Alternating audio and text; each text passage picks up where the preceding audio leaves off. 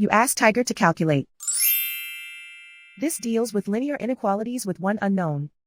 The final result is m smaller than 7. Let's solve it step by step. Swap sides.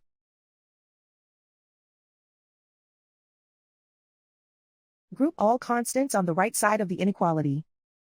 Subtract 7 from both sides.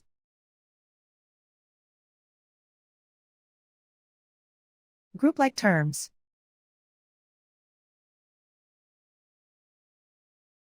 Simplify the arithmetic.